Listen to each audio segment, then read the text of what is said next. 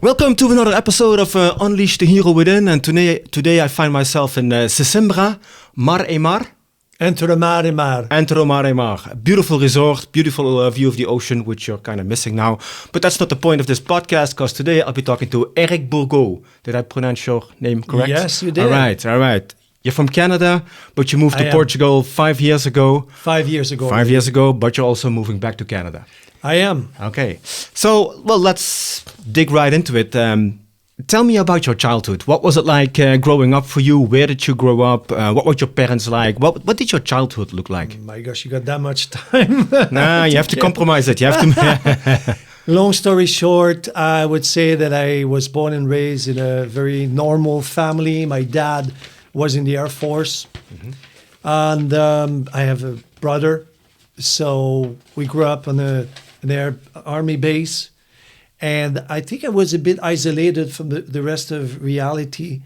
And until high school, I was staying near base.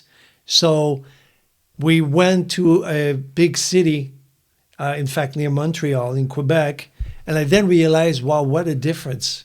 It was very difficult for me to adapt with this new reality, and especially people to live in that kind of space.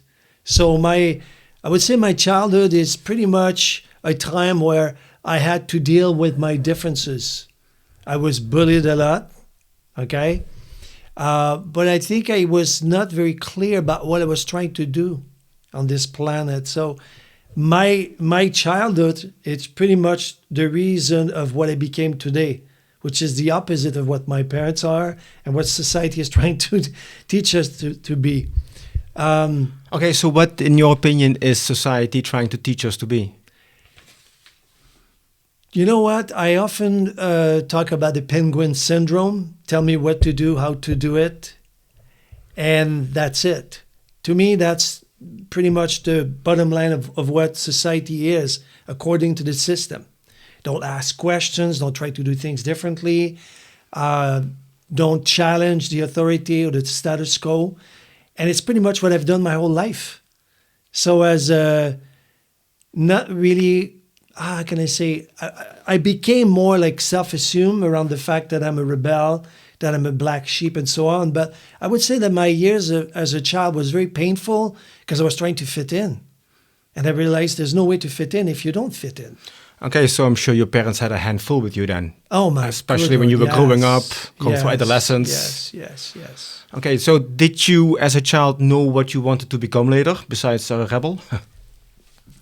You know, it's kind of strange because oftentimes when you ask that kind of question, people say, "Oh, my one was to be like a rock star or stuff like that." For me, it was just to be seen and recognized. Why? Why did then? Where did that need to be seen and recognized come from? Yeah, it's a lack of attention.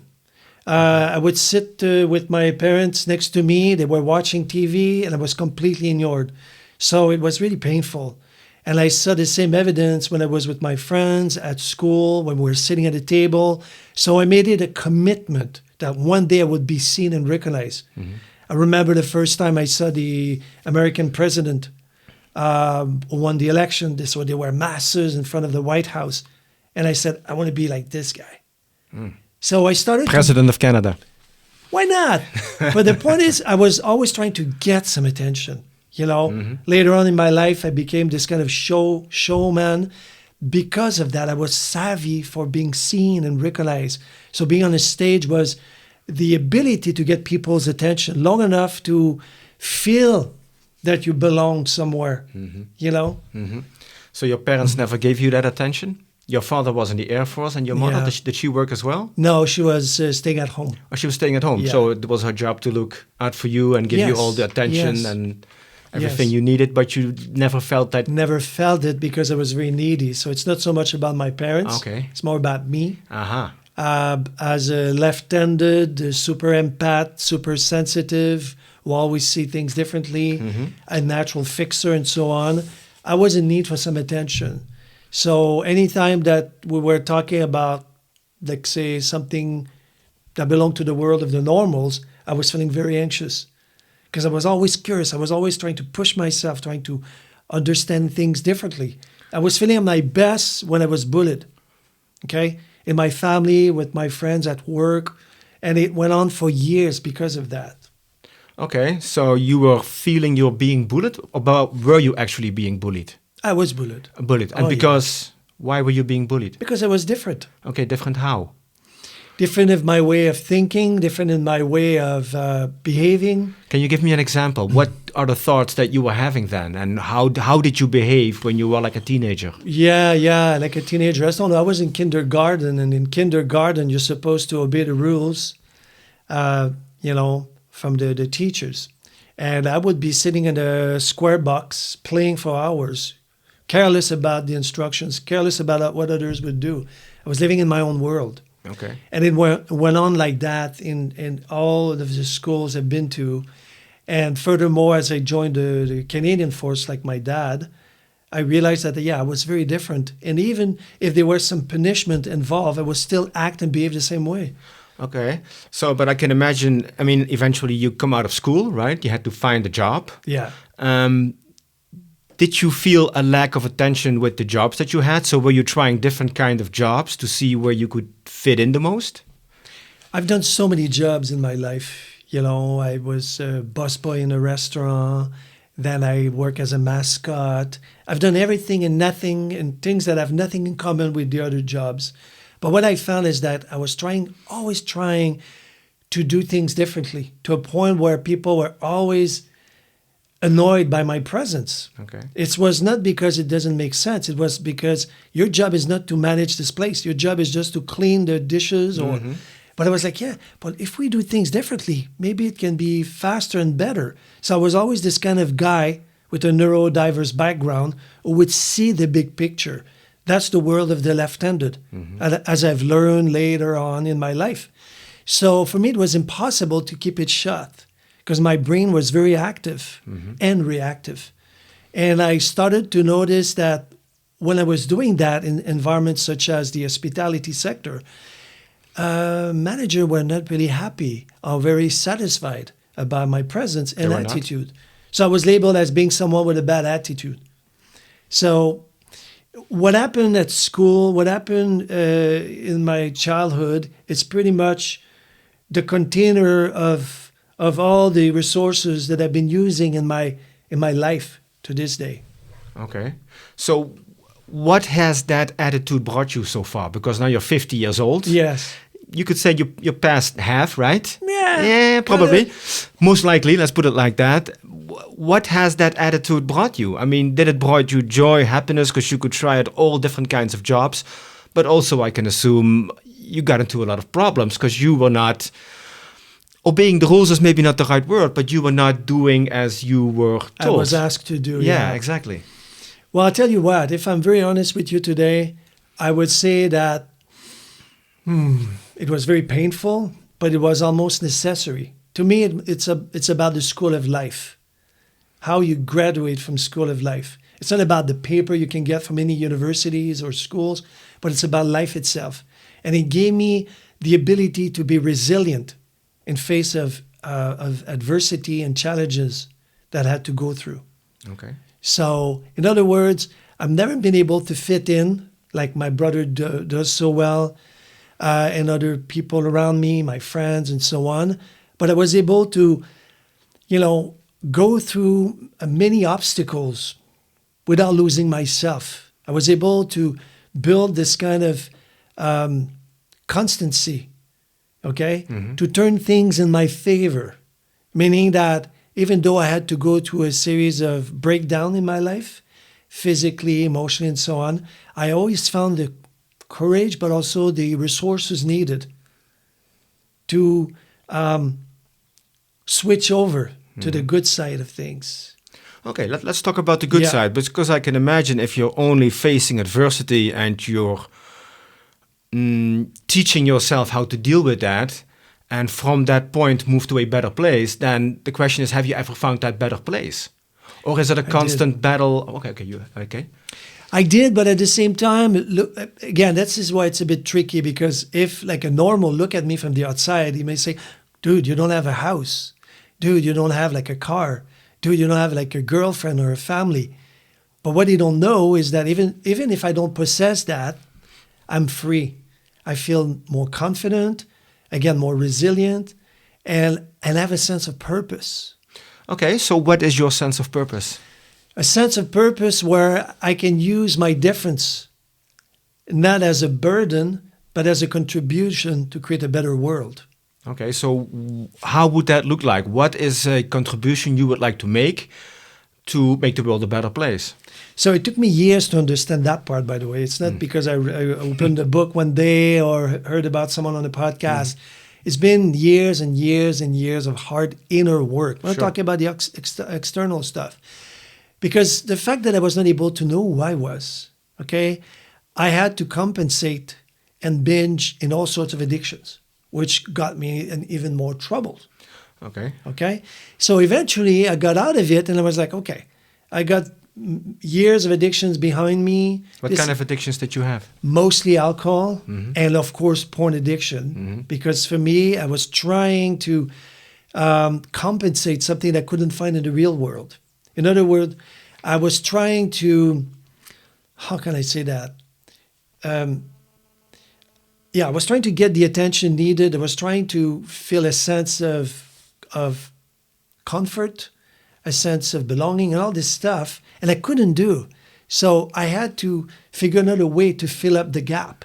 Okay, so maybe you were looking for social acceptance? Social acceptance, yes. Okay. And I've always been the rescuer and the giver. Okay. So for me, I would see a nice chick, and instead of going after the girl and say, hey, what's up? Can we go for a date?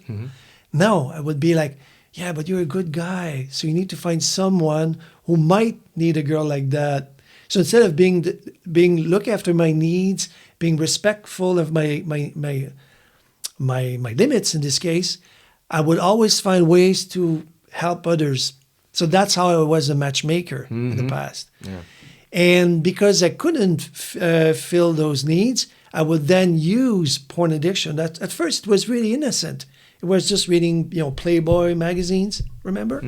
Then it goes into the VHS. Then it goes into the computer, and now the phone. Terrible. But yeah, I couldn't find ways. I remember when I was young and I was watching porn, I was feeling very guilty, as you can imagine, and I never found ways to explain it. I was like, I just like it. It's like eating some chocolate. It's so good, I want more of it. Yeah, dopamine hit. It was just dopamine, pure dopamine. I mean, alcohol was nice, just to socialize, feel more relaxed, less anxious. But porn addiction, man, it was like the best dope ever. Oh, really? And it leave no traces. Yeah. When you're drunk, you feel a bit like, where did I left my keys? And then you do stupid things, and people notice and eventually say it. It's like, you should stop drinking. It doesn't look good on you. But I could easily binge on porn for hours. Nobody cares. Nobody knows. You could actually binge for hours with porn? Oh, fucking yeah. I mean, for me, it's like 5 or 10 minutes and I'm done. No. I'm talking about hours here. I'm dead serious. Okay, so walk me through this. You could watch porn for hours? Yeah. Okay. I just look at it like I would like watch a movie or something. No. It would trigger something in me that was so wow. It would get me into a world of fantasy. It would get me into a place where everything is perfect.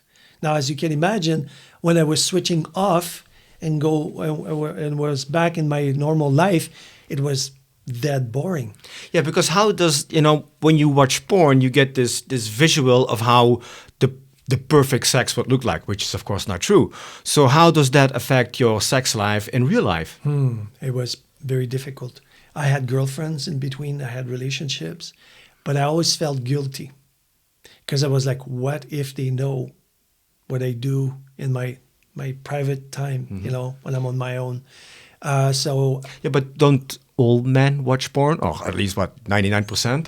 I would say this. When I was young, and we're talking about when I say young, not 5 years old, but 10, I think it's 15 years. I think it's at 15 years that I started to really binge into porn. Looking at magazines. It started with, looking at bras in a big catalog. Remember back in the days? Yeah, of course. Yeah. It was just enough. I was like, whoo, I got a feeling. But then when I got into the hardcore stuff, magazines, it was like, whoa, this is heavy. So for me, it was like giving myself the permission to have access to a world that was completely put aside that nobody ever told me about it, you know.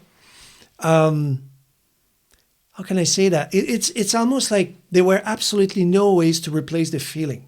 You know, now we're talking about dopamine. We have words to understand it better. But back in the days, I was convinced I was the only one. That was watching porn? Yeah.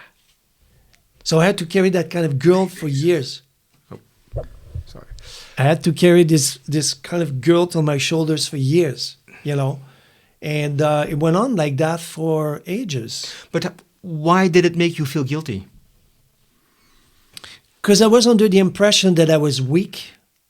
I was under the impression that I was not normal. Already I knew, but that part was like, oh man, what's wrong with you? I just couldn't stop. I couldn't control myself. I would be sitting for hours, and I'm not kidding to you. Okay. So that's basically like maybe a lot of people do gaming right now. They can game for hours, which I can kind of understand because you enter this virtual world. Yeah. But then I guess you had the same experience with watching a porn movie. Yeah. You enter a different world where everything is possible. Yes, exactly. It's like you have access to everything and nothing. However, as you can imagine, there's people who choose content that is far from being healthy. I was just looking at the very basic stuff. Mm-hmm. But then again, even if it was basic stuff, it could keep you hooked for hours, you know? And we're not talking about the phone here. We're talking about the before the phone, the smartphone era. Uh-huh. You know, the computer, the laptop. Sure. Yeah. Okay. And it was very difficult for me to take care of my professional life, because when I was on porn, sometimes it would be there for hours. And I was like, fuck, I'm supposed to do my work here. Mm-hmm. And it never happened. So I was always trying to switch back and forth. And it's really until 2008 that I was able to manage this kind of double life. But in 2008, it's almost like I received my death sentence. How so? Yeah. Well, I went to see a doctor at some point. Not a psychologist, but like a real doctor. I was not feeling good at all. Okay. I couldn't see clearly. My eyes were always like reddish. Okay. I had this constant irritation. My tunnel carpet, we call it? Yeah, I know it. Yeah. Was completely messed up. Okay. My back, my prostate, as you can imagine, you know, because I was playing with it a bit. No, but let's be honest. Sleep-wise, I would wake up in the middle of the night to watch porn. So at the end, the doctor said, I don't know what you're doing with your life, but your body is in pain. So lucky me, I was introduced to the First Nation years before. So I've been on the Red Path since 2008, 2000. What is the First Nation? Oh, yeah, Amerindians. In America, we call them the Indians. Okay. First Nation, the Aboriginals. Okay. The one that are connected to the land. Mm-hmm. So it's because of them that I was able to get my reality check. Okay, how so? Well, because in 2008, as I mentioned to you, I was going deeper and deeper and deeper into this addiction. And even though I was told that you have to stop what you're doing, otherwise it's going to kill you, I was not ready to make a change. So during a summer, I went to a weekend with shaman, medicine man, and we had a chance to walk on burning ashes and do ceremonies around it. Now, as you can imagine, it's pretty intense.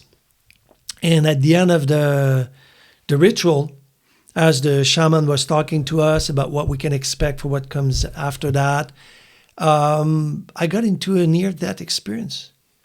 Yeah, I collapsed. We were hugging each other. I got into his arms, and I felt like it was a release because of his energy, his presence, and I completely collapsed. And it took some time to get me back on track. I think it's a week before I was back to my daily job, and funny enough, I was hearing voices. I was not feeling good in my head, crying all the time. I would sit to drink a coffee and would start to cry.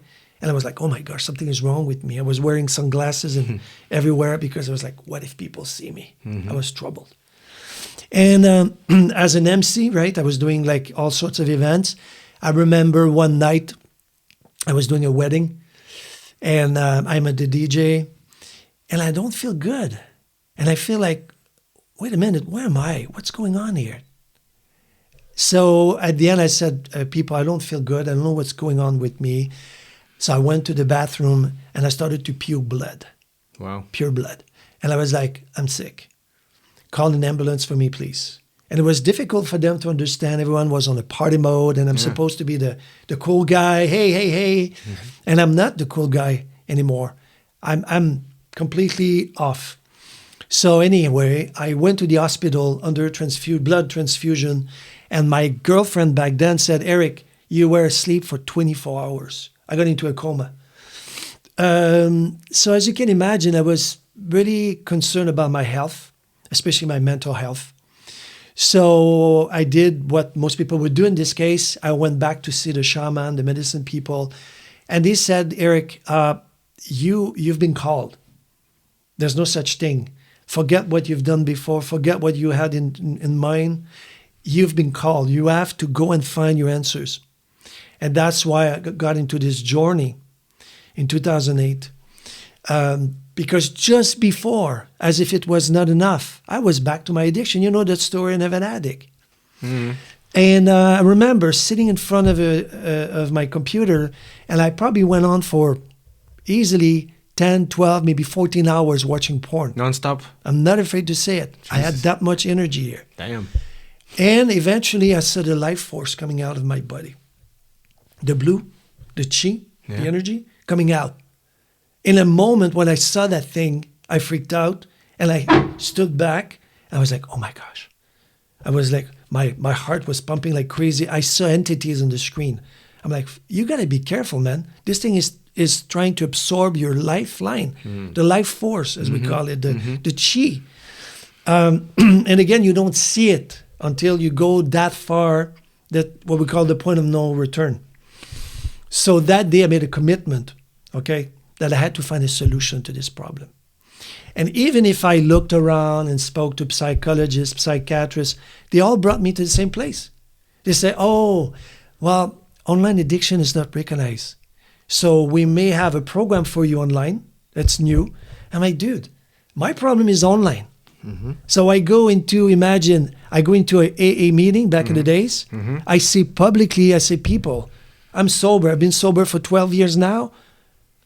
But wait a minute, when I go home, just after this meeting, I'm going to binge again on porn. It's okay as long as you don't drink. So I was like, I don't have any answers here. Okay?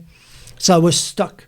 So what I did is very simple. I had to follow the instructions from the First Nation people, and I chose to just leave everything behind. So in 2008, November of 2008, I was in Switzerland on a bicycle, loaded like a donkey, on my way to nowhere.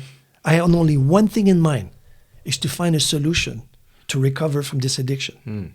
That was my only idea, nothing else. Okay, so it was supposed to last for a few months. You see, you're just enjoying a few parts of Europe, a nice bike tour. Never.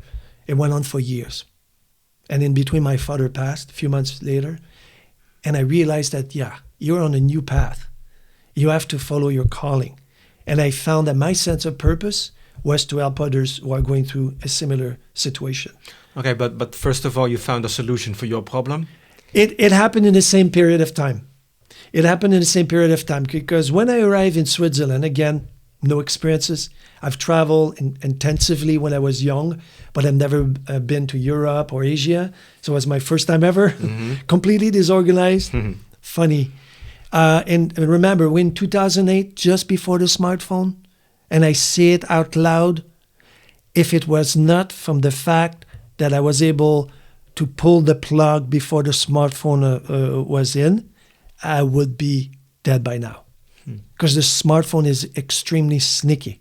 The computer is like, there's no way you can bring your laptop everywhere. It's in your house when you have free time, and that's it. Smartphone, watch out. It's very different. So anyhow, I left with this idea that, okay, let's go to Europe. Let's discover a few places. And the first thing that I realized is that staying in a hostel, as I was doing at first, is very impersonal. I was in need to meet locals and find out more about their cultures. I heard about programs like volunteer programs. And I'm like, okay, I'm not a big fan to sleep on someone's couch. I'm not a big fan to go get my hands dirty. I belong to the urban space. Put it in my plate, please. I was used to have that kind of life. It was not very difficult for me. So I started to do that. And that's why I started to have this kind of eureka moment. I'm like, hold on a second.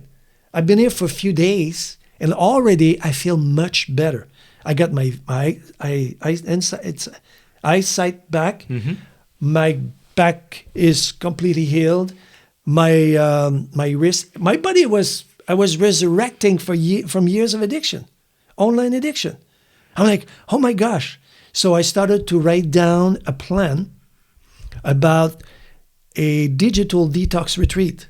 We're in 2008. Okay, before we step into the digital detox Yes. retreat, how did you manage to cure or heal yourself? Oh, that's the healing part. Or the healing part The was to fact help that I was others. able, it's about, let's see, that's the part, physical movement. Instead of sitting my ass in front of a computer for hours, I was out there digging the dirt, collecting the fruit that would then serve the purpose of the community. working outside. Living life, for God's sake. Riding a bike from point A to point B, meeting new people, discovering new things, challenging yourself constantly. So it became the pillars of what I created. But it's not something that came just like that, boom. It's something that I saw. I was like into this kind of holistic approach. I was like, wow, if I do this, I do that, I get that kind of results. So I became my own guinea pig. That's how it started. Because I was like, man, I feel better. I sleep better at night. It's less noisy here. I don't feel the need to binge on anything. Right? It was not just to withdraw myself from a screen. It was about learning to create a better life. And it went on like that for years. I got addicted to it. Totally addicted to it. Addicted to what? To this kind of lifestyle. Okay. So I never went back. I was like, man, this is fantastic. So that's why with volunteer programs, I was able to discover communities after communities, small or big. But then I noticed something very important, which is the huge change that I made after. As I was progressing into this kind of digital detox mode, I had no phone, no nothing, just me. I started to see this phone.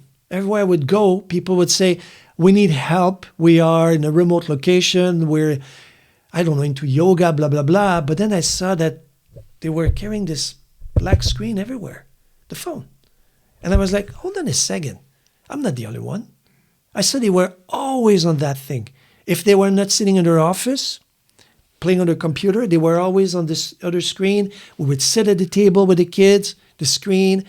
So I started to question what was going on. And of course, my trip took me in many countries and continent, Africa included.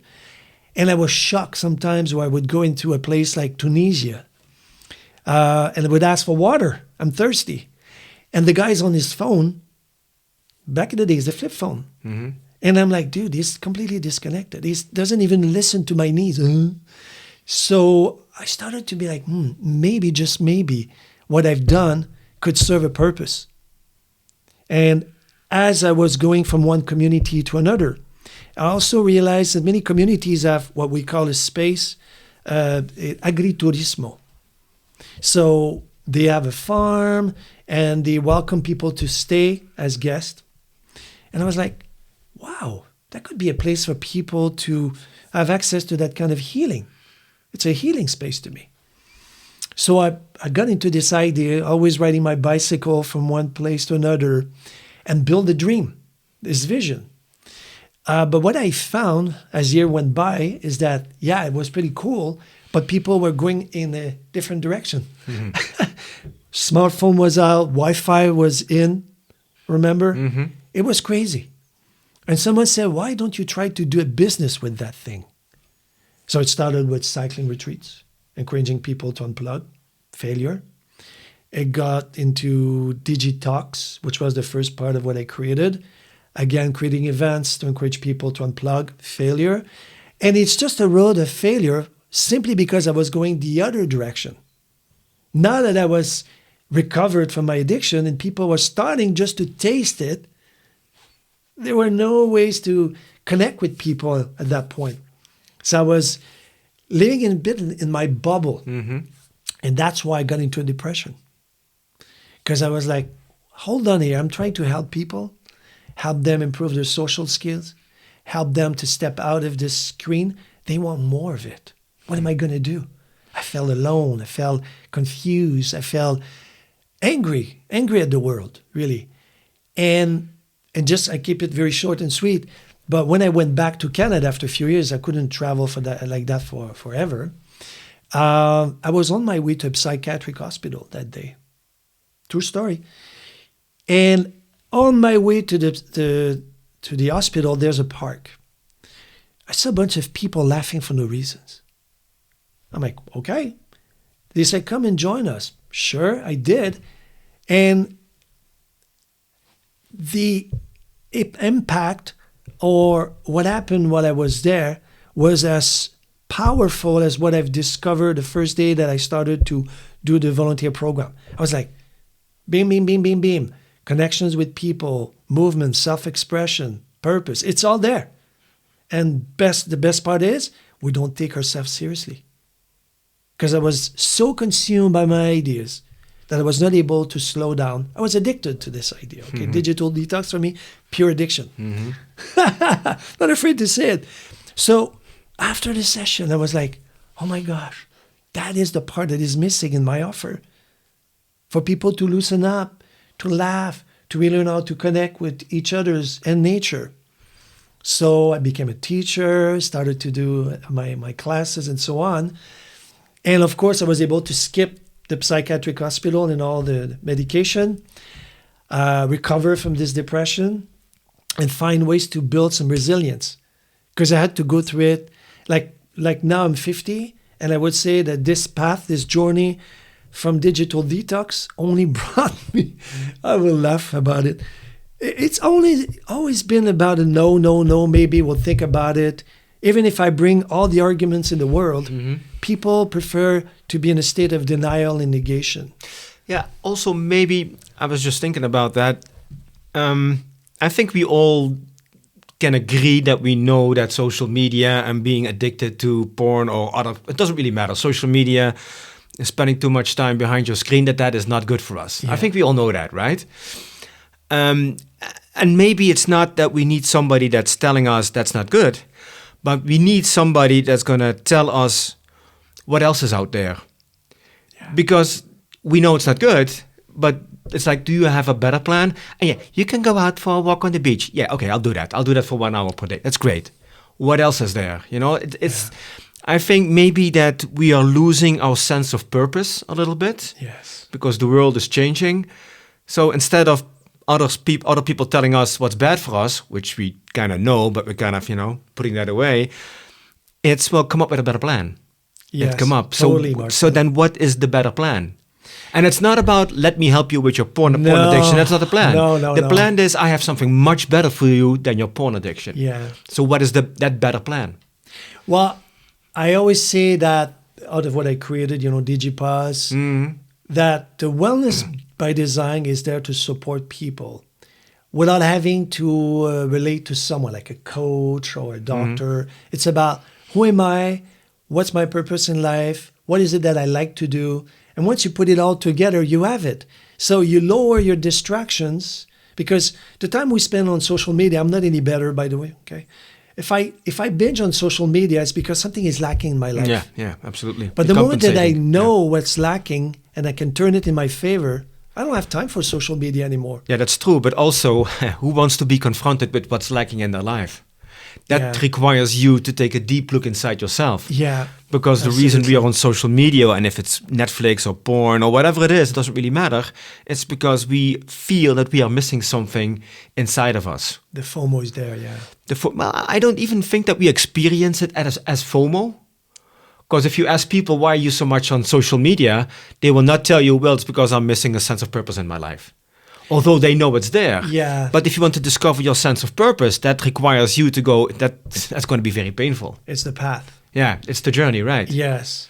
It's the road less taken. I believe Scott Peck said that. Yeah. It's the place you don't want to go. It's the place that is not comfortable at first, but becomes comfortable as you progress.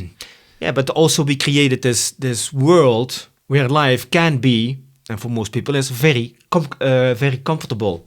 You know, it doesn't matter if you have a big house, but you have a house, you have a roof Yeah. over your head, you have food, drinks. You know, you can travel for very little money. Yeah. Your phone will help you with everything. So we kind of created this easy lifestyle, you could say. Easy life. Easy lifestyle, but it's not very rewarding. Yeah, eventually it's not very rewarding. There will be something missing. Yes. You know, and that is also how we met, because, you know, I can relate to all that, and that's Yeah. why I created my treasure map and everything. But there is something lacking. And how do you get people to start on that journey? It's not about telling them this is bad for you. No, help me to find what is good for me. I'm forced to say that all answers are there in nature. Why? Because if it's just about me and if people follow my instructions, it's limited to a human being. Yeah. Mm-hmm. And of course, I'm made out of an ego, like you, of course. Yeah. We have programmed system of beliefs. With nature is the opposite. Nature cannot care less. Nature give, Pachamama. And I believe that this path that I chose with the First Nation, the Indians, and so on, was a path of humility. It's to say, okay, I need you, you don't need me.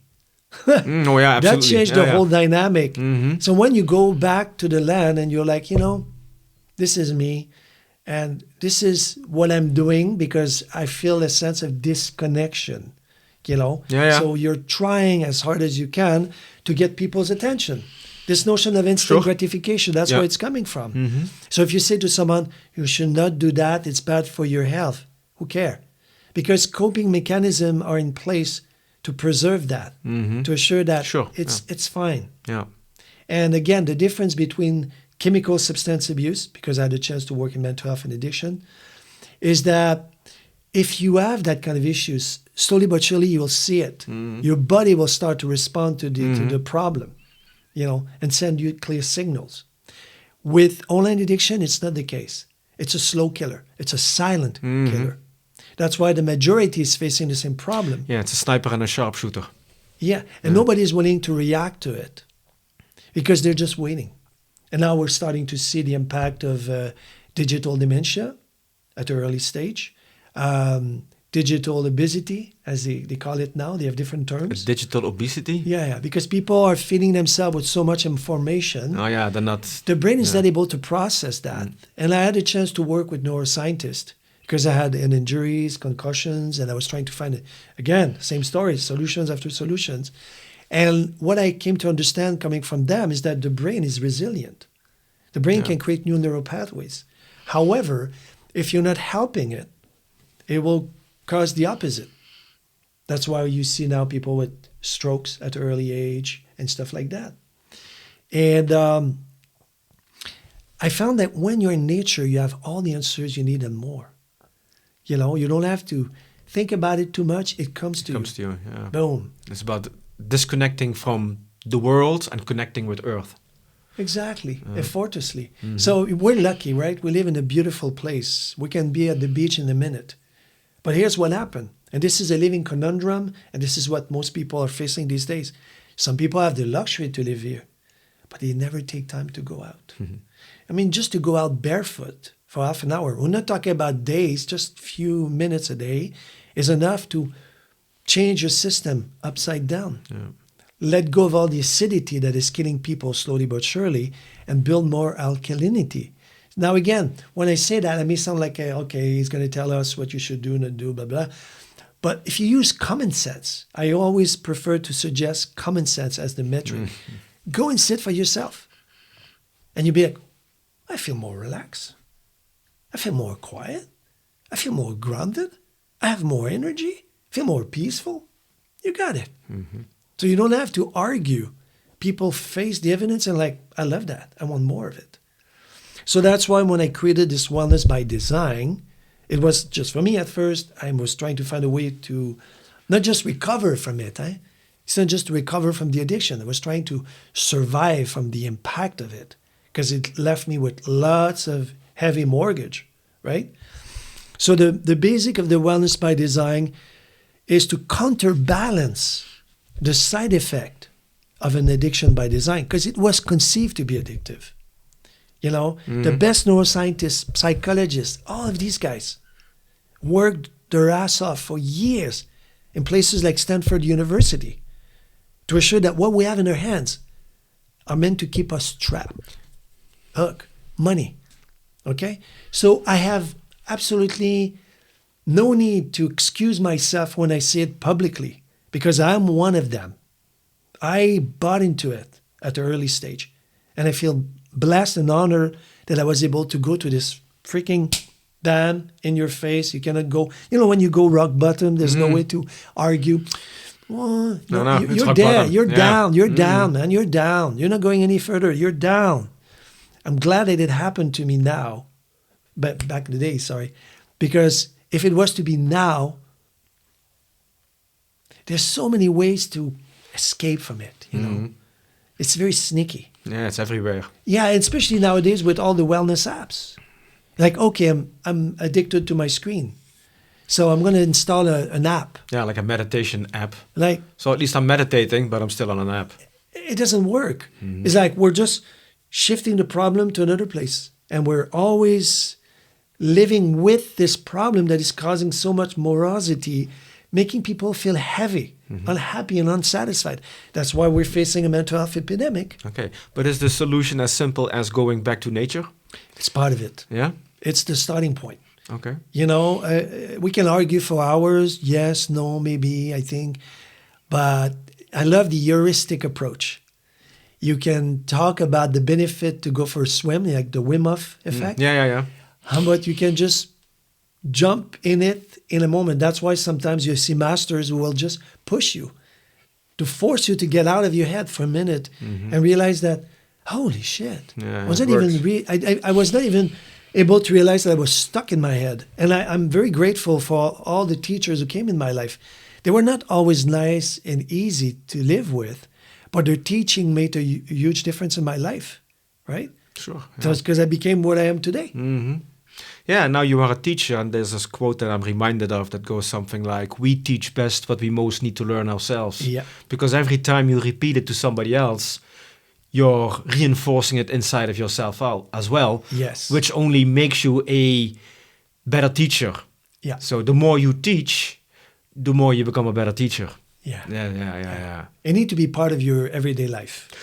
Yeah, but also if you're passionate about something, if you have discovered your true purpose, let's put it like that, they're like 24/7. Yeah. It's not about, this how to call it, work-life ratio. No, your work, maybe your work isn't your work, there's a mission. You're being, like you said, you're being called. Yeah. Right? You're being called to do something with your time.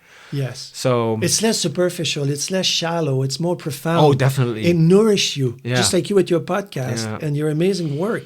It's nourishing you. Yeah. Everything else you do aside, it's okay, but it's to serve that purpose. Yeah. And I wish more people would understand that. Because I believe it's very, very important. We all have a gift, no exceptions. Absolutely, yeah. And now I see a lineup of coaches, nothing to say about that. But it's like, but who are you? Are you just choosing the fast way because now this is it's trendy? Is it really you? Because I spoke to many coaches just to ask, okay, what's your calling? Why are you doing that? I want to have a good life. I want to make lots of money. I want to be recognized. Yeah, but I mean, what are your intrinsic motivations? What's pushing you to do that? Well, you don't have the answer, do you? So it's almost like, when they say know thyself, it's like, if you don't know who you are, go on a path to find out. And it's not going to be an easy one. Definitely, yeah. Right? So that part to me is, I believe, very difficult because there's a limit to what you can learn, especially online. There's so many courses. Yeah. And it's like, but the real school of life is out there. Yeah.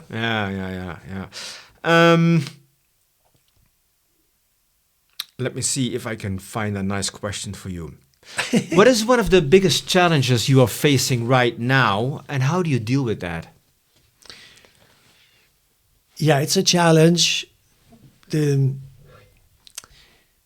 It's a challenge, and I'm working on it as we speak. The challenge is to be recognized for the value of my services, recognized for the experience I have, recognized so that I can help bring my contribution into the hospitality sector, and we can explain that a little bit later.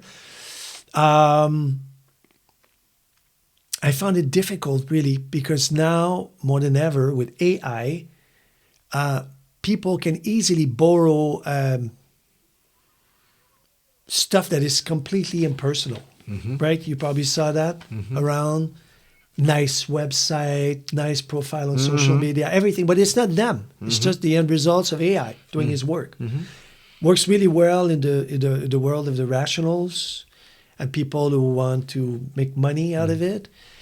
But for someone like me that is more into the intangible, very difficult. Because if you ask me how an experience is supposed to transform you, any experiences, including nature here, I'm limited. I'm forced to say I don't know. And I don't say I don't know because I'm stupid. I say I don't know because it's not my world. My job is to bring you to that world. That's why I call myself a guide and a wellness experience designer, because I help people make the transition. I'm just the in-between. I'm just the bridge between a world that doesn't seem to fulfill your needs and another one that will fulfill your needs. Past that, I'm not the guy who's going to fix you. Nothing is broken. So when you ask, my challenge is for people to understand that maybe, just maybe, we're at a time now where technology is taking over every part of our life, that we should go back to a more human touch and a more human response to challenges that we're facing, And when I talk to hoteliers and explain what I do, the benefit they can get from it, and how travelers has changed, they always look at me from a dollar sign perspective. And rarely that they connect the dots and realize, like, wait a minute. Yeah, in my own life, I'm fully stressed out because I'm always, in need to respond to the latest message that I receive on, let's say, WhatsApp or so. Everyone, no exceptions to make here. Back in the days, it was, okay, a percentage. But now we can easily say that most people are triggered directly or indirectly and suffer from this problem. So I believe my issue at this moment is to find ways to be recognized for the value of my services without having to over-polish the online. No, I understand, but maybe it's all about getting more clarity about the service that you wish to offer. Yeah, and then again, that's the problem because, example, if I bring you into a world of magic, okay, it means that things will happen unexpectedly. That there's a limit here. So if we go, example, on a path, we go out for a walk and so on, things can happen.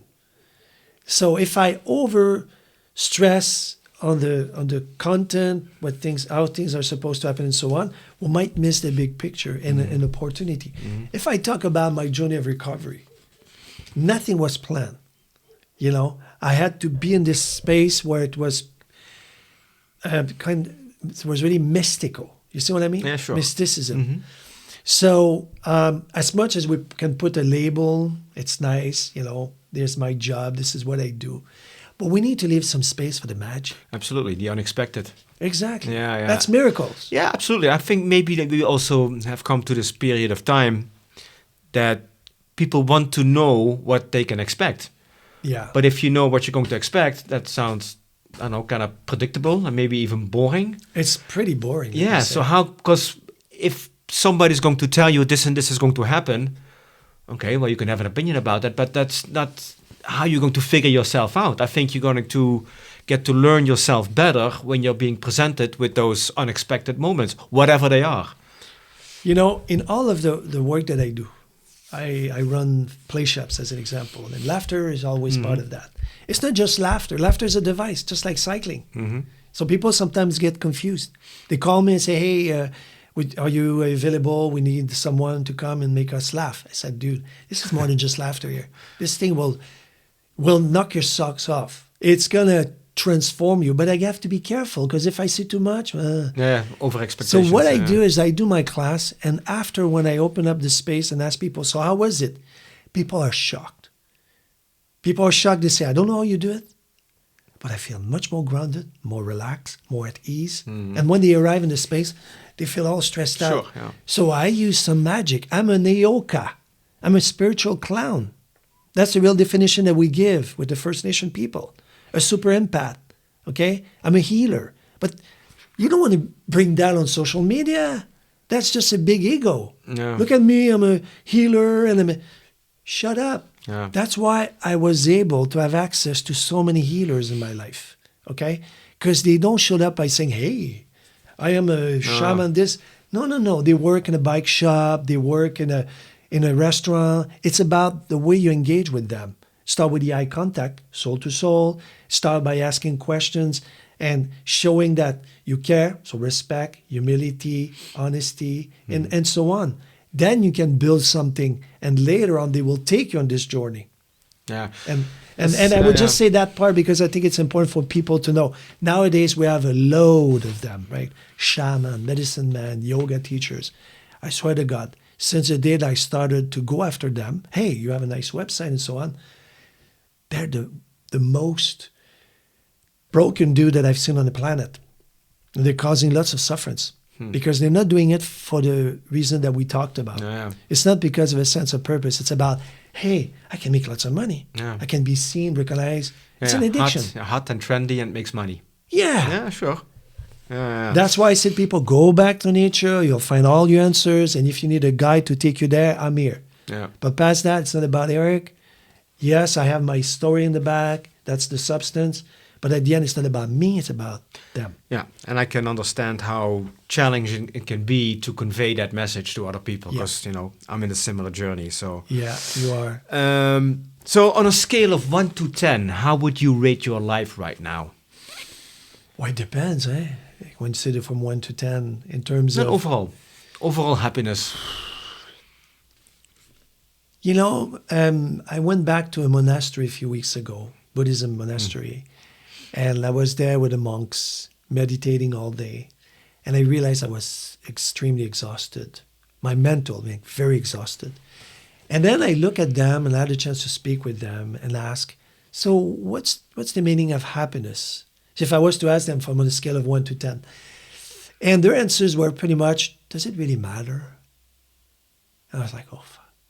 Yeah, because we're so forced to always give that kind of answer. Are you happy? Yes, no. What do I need to be Okay, happy? I understand that. But I'm not trying to avoid the question. No. But I just want to say that before I went there, I was in a different kind of mindset. Okay. And then after the week that I spent with the monks, I realized that I was forcing myself too much, trying to fill the boxes, and I realized, but what about if I was just, I don't want to say spending time, but be more present, and be in a space of recognition, So being more present in the space of recognition means off your phone and more with people.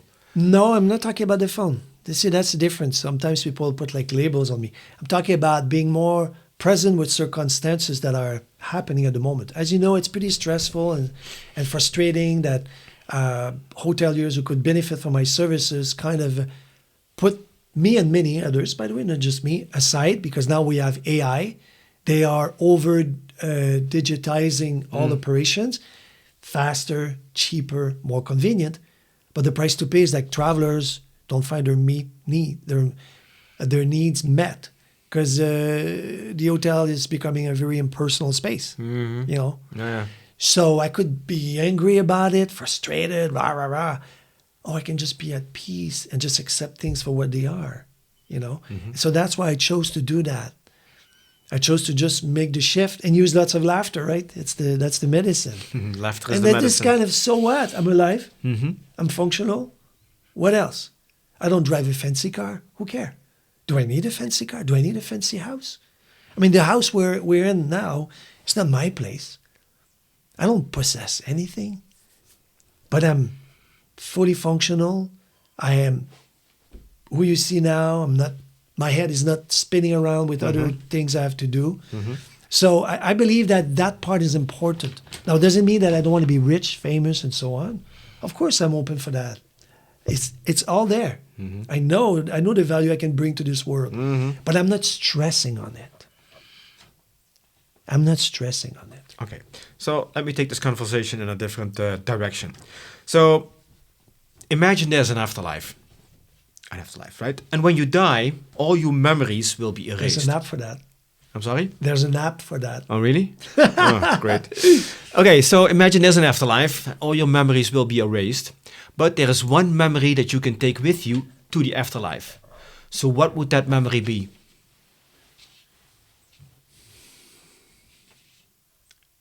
Memory. The first words that came to my mind is just be.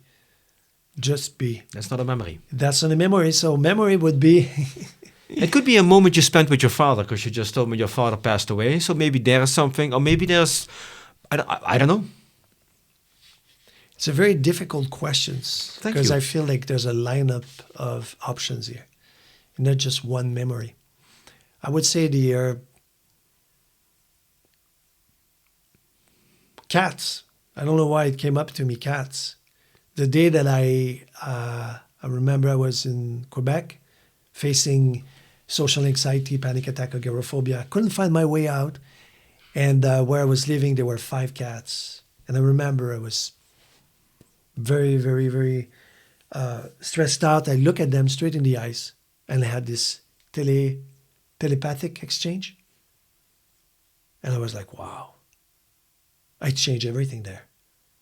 I felt this connection like I couldn't explain. And that's the best part, that I couldn't explain it. Yeah. Felt like I was in a different world. So that kind of memory I want to take with me. Okay, like a mystical encounter with cats. And every time that I'm with animals or even with trees, I got the same feeling. For me, it's like a deep connection. So I want to take that with me as many as I can. Okay, sure. No, of course. That sounds like a nice moment. Yeah. I love cats. I have cats myself, and whenever I'm out, also on a retreat, there always seems to be a cat around. When I'm older by myself, my wife is back home, and I'm just walking around, I always notice a cat.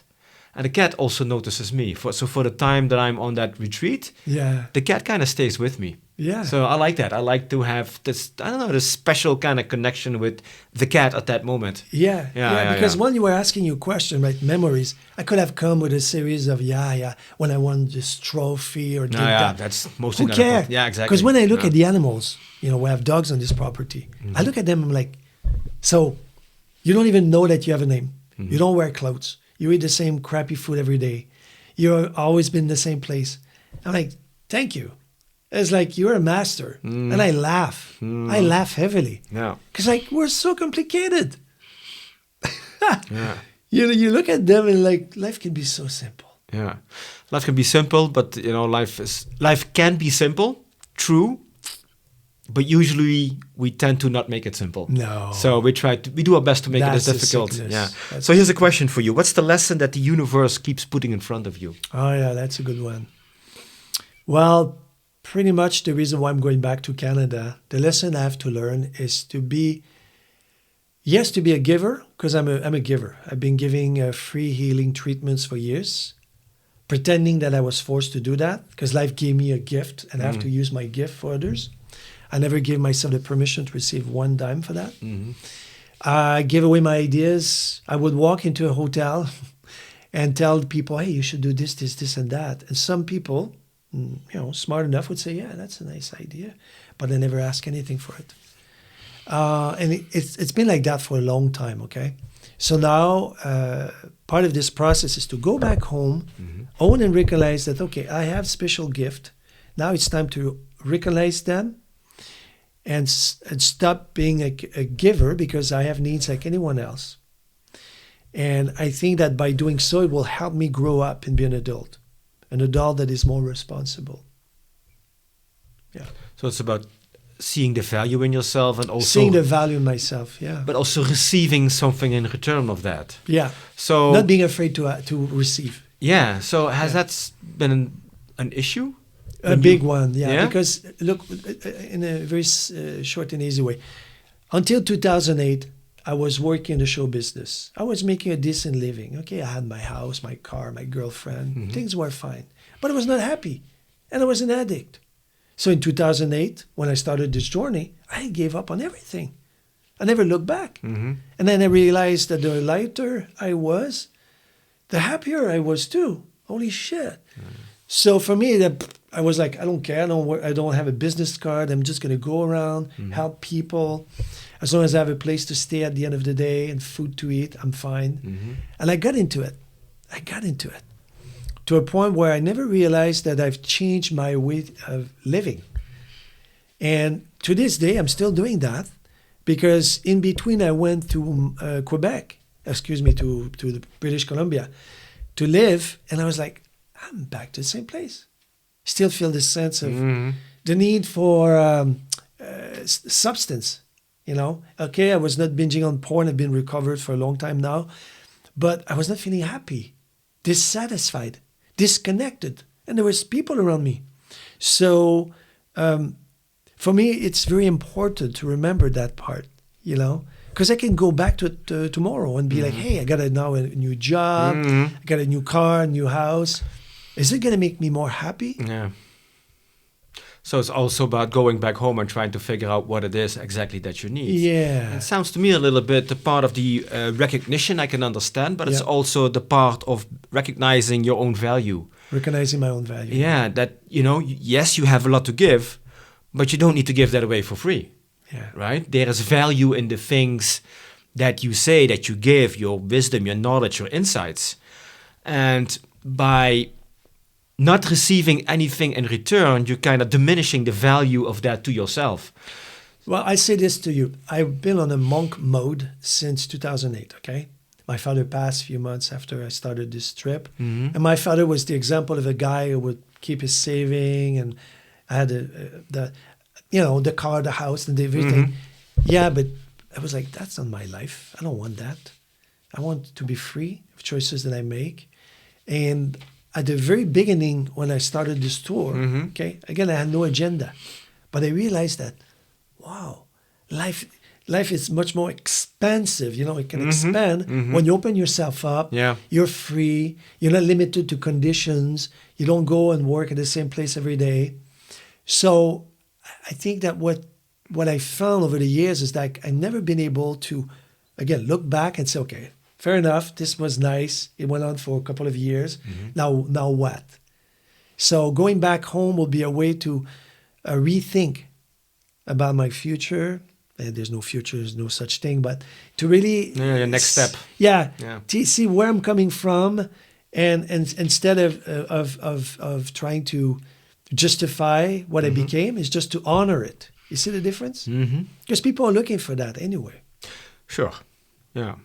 But I think in order to help them, you need to find something inside yourself. Yes, true. That value aspect. Yeah. What is your biggest regret in life? Biggest regret? I have a few. Just the biggest one. Why I say I have a few, and I will give you that one, because there could be so many more. The funnest part is it's because of this very specific regret that I became what I became today. Because every time that I had expectations unmet, I was angry, mad, sad. Okay, one of them, I was a police officer in the Canadian Force. That was my first job, full-time reserve. My goal was to be the guy, like, I used to train every day. It sounds strange, but I used to train every day. I was all about, I don't know, I would read magazines with guns. Very different guy today. Very different. Yeah. And I was about, my goal is to be a police officer. And I had this mind. I saw Chips. Remember Chips? Oh yeah. And I want to be this guy, California Highway Poncherello. Patrol. Yeah, Poncherello. Yeah. And I was like, I want to be this guy. And that was my dream. So I remember at the beginning when I was in the Canadian Force, I sent an application to work in Florida. I was working with lawyers to get my papers sorted out, and they were looking for foreigners, especially from Quebec, where I was. And I already booked my trip with a trucker, so I could cross the border, get there, do my paper, and eventually come back. Turned out that at the very last minute, my bags are ready. The guy said, sorry, it's not going to work. There's been some changes. I'm not going to take you. It's almost like my whole world and vision collapsed at once. Yeah, I can imagine. And I was like, that's it. And many things like that happened over the course of my life. And every time I was like, come on, what's that about? Mm-hmm. You know, just recently with the pandemic, I came back to Portugal after a short trip to India, where I found a unicorn that was ready to sign me up with a team. I mean, the dream. I was like, wow. And I got a job waiting for me in the US in a full-on luxury resorts. Bingo, life is easy. 6 months India, 6 months the US. Sky's the limit. And then the pandemic. So you ask about a regret. I was like, what's that about? I was, for months. Yeah, but then you can blame your biggest regret on the pandemic. Well, I mean, why I say that is because the regret is like I couldn't get things done before it started.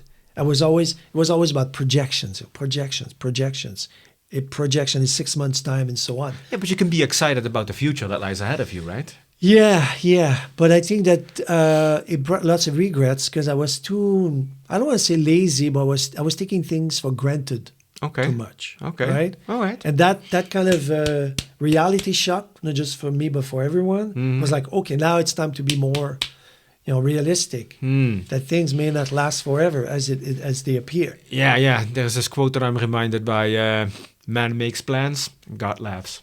It does. Yeah. And another thing also, regrets, I've been an invisible man for years now, meaning that I've been on stage, in many venues. I never asked for anything. So at first it was like, oh, I'm a cool guy, monk mode. Doesn't matter. But now regrets is like, yeah, but nobody knows really what I've done. Yeah. Because I've been there talking to, 500 people. Oh, Eric, we couldn't record the... It's okay. I was always with this kind of attitude. Yeah. It's okay. And I'm like, shit, people would pay to do what I've done, and I have absolutely nothing to prove that I've done it. Yeah. So that brings a bit of regrets. Yeah, it's about time to recognize the value in yourself. Yeah, really. All right, so I have one more question for you. Okay, imagine you have a soundtrack of your life. This is an easy question, by the way. What song needs to be definitely on it? So imagine your funeral, right? What is one song that definitely needs to be played at your funeral? There's two, in fact, but you Raise Me Up, Josh Groban, absolutely. I love this song. Okay. And I love the line. And I don't know why, because while you were saying that, another song came out, Tom Cochrane from Canada, Life is a Highway. Oh, yeah. So I'm like, but I prefer the other one. Well, maybe they can play two songs at your funeral. Yeah. Yeah, but I think You Raise Me Up is like, wow, yeah, beautiful song. Love that song. I know it, yeah. Sound of Silence too, there's many songs. Yeah, sure. Yeah, there is many songs. Yeah. Once you start putting your playlist together of songs that need to play in your funeral, man, that's going to be a long funeral. Yeah. But I have a long way to go before that. Sure, man, sure. We never know when it's time, right? No. All right, brother. So we came to the end. We have come to the end of the interview. I always leave the last final words to you. So is there anything you would like to say? Any last words? I would say that I'm very grateful that we had a chance to do this podcast together today, especially because I'm leaving, going back home. I have a book that is coming out, Welcome to Planet Loneliness, which in some ways relate to my whole story, but also the one for many people. If I can find ways to put it together with this. I'm a self-tech dummy, so that's my thing. But I would say that the book itself is a very clear picture about where I'm coming from. So anyone who's interested to know more, I encourage them to have a copy. Okay, it's coming soon. That's your first stepping stone into a new chapter of your life. Yes. Well, good luck with that. Thank you. And again, thanks for having this conversation. Pleasure. All right, man. Awesome. All right. Well, that's it for now. Thanks for watching. Thanks for listening. And see you on the next one. Much love. Bye-bye. Ciao.